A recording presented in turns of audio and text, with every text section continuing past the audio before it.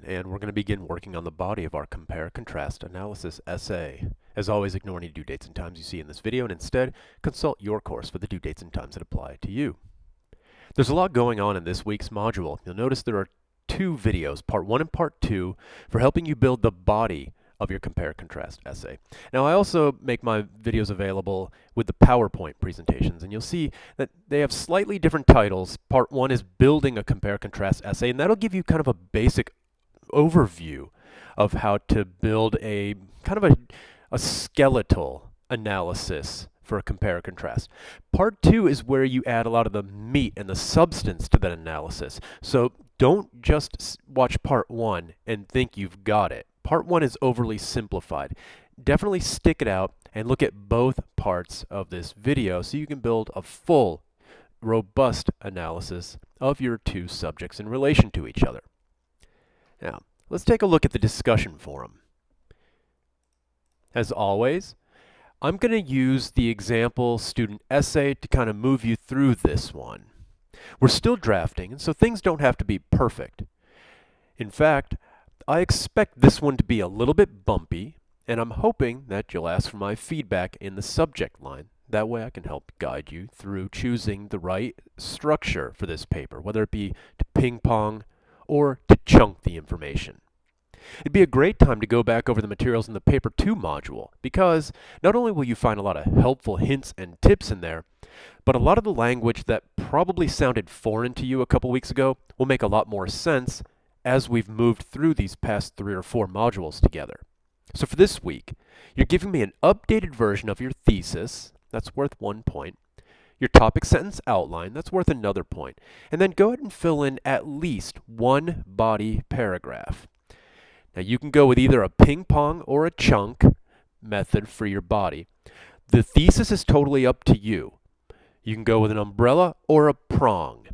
So really, what you're doing is you're kind of drafting your paper here.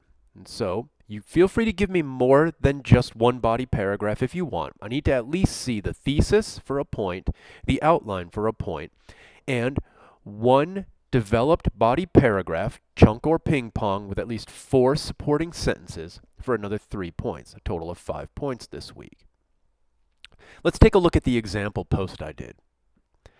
I went ahead and took material out of the sample student essay on skate parks. We've got the thesis statement here. The student used a prong thesis.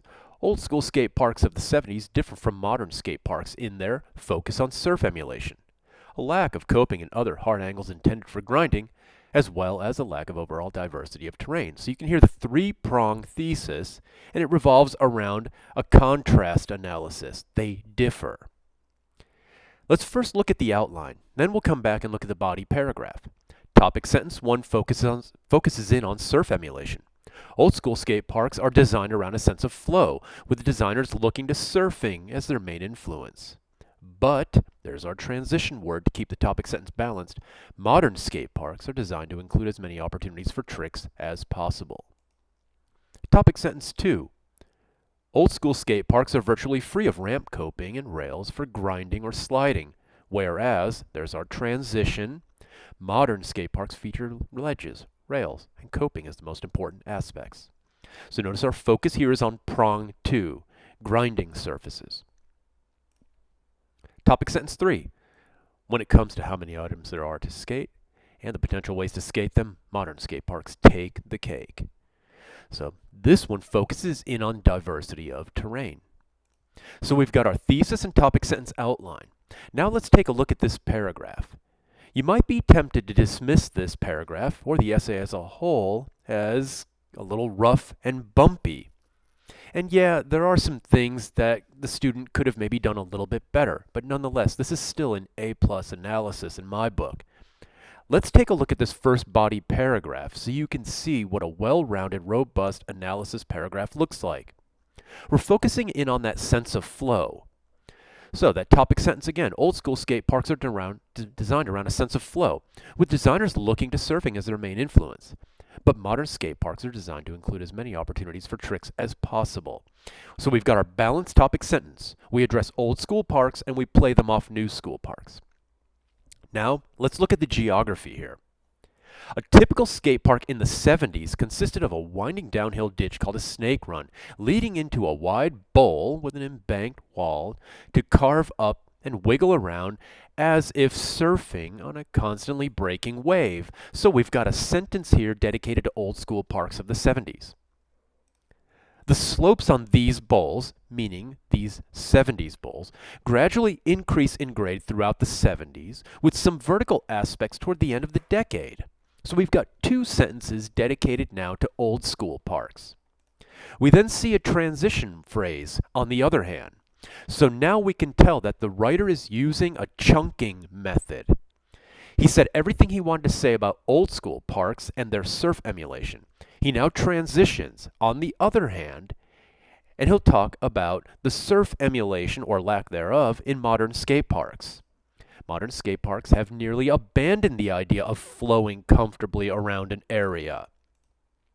Most of these parks, meaning the new parks, have adopted an array of features to skate independent of each other with no real easygoing way of transitioning one from one to another. So that easygoing, that word, links back to the flow related to surfing. So we've got two sentences.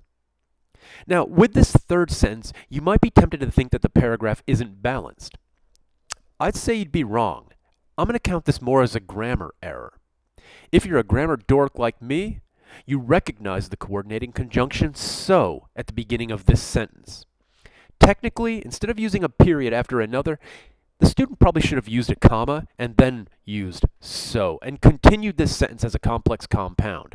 Now let's not get into the nuts and bolts of the grammar. That's just where I like to dork out. The reason I'm bringing this up is because really what we have here is a long sentence.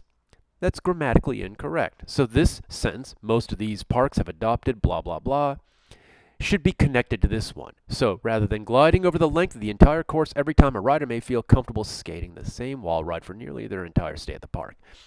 So yeah, this last clause is a complete sentence and it can stand all alone, but I think it should have been tacked onto the previous sentence, meaning we would have two sentences where we cover old school parks, a transition, and then two sentences chunked where we cover new school parks. Like I said, I never expect perfection. I think this is a great paragraph. Sure, it could have been written a little better, but hey, we're all learning and practicing together. It doesn't have to be perfect.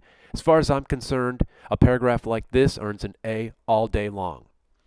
Once you're done, go ahead and hit the submit button, and don't forget to hit that next arrow because you do have a quiz this week. If you have any questions in anything I've covered in this video, come up here, click on the envelope, send me a message in Brightspace, and I'll do my best to help.